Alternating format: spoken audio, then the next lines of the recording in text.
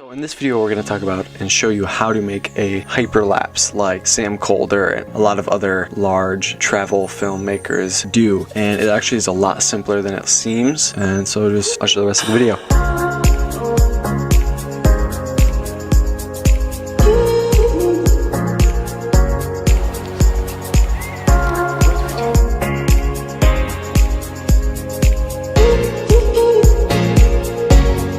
Alright, so we're here in Minneapolis and I got my Sony camera and we're going to show you guys how to shoot a hyperlapse for I guess edits and like travel videos and such. What you do is you frame, if you see the grid on my camera, you got to keep that in line every step. So one step is the same grid. You got to choose a point that you want to be fixed on the entire way, and right now it's that sign. Pretty much all you do is one step, take a photo of it. Next step, frame it up, take the photo of it. It's so cold out here. You get the gist of what he's doing. Yeah, so, and then we'll get back to you at the end of it, and I'll show you how to edit it in post, too.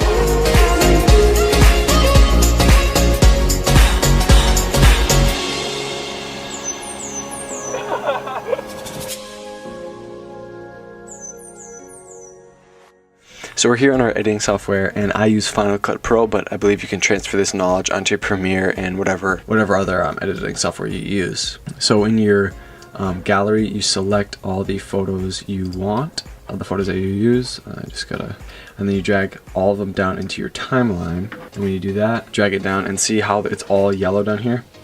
You right click on it, click change duration, and then choose 1 or 2 frames a second. I choose 1. Because I believe that makes it look more smooth, like more fluid, I guess. See that right now it's like shaky, it's like, oh, that's disgusting. But it does work. So what you do is you right click it again, new compound clip. See, it's shaky.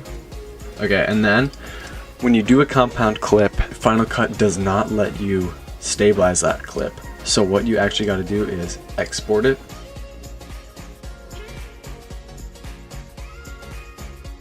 Yeah, see, it's already done. I'm gonna select it, drag it into my timeline, see? And then when you click that, you can stabilize it. And I'm just gonna let this stabilize, render, and then we'll see how good it is. All right, see, it is rendered. And now, of course, this is not the best example since it was dark at night, but I just want to show you how to do it because it's a lot simpler than people make it out to be. It looks a lot harder than it actually is. See that? Like, that isn't the best, but it still looks good. And when you apply these, you get better at it, keep practicing, it'll look super, super great. A way you could also do it is with a tripod, and that would just make it a whole lot easier. It would take longer. Yeah, that's pretty much how you do it. Thanks for watching. Remember to like, comment, and subscribe for more tutorials like this. If you like this little thing, consider sharing it with a friend. See you next time.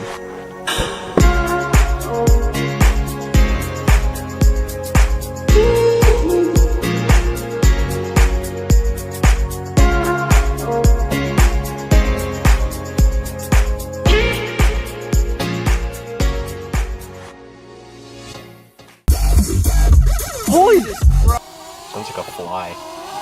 He is a fly. No, it's a drone.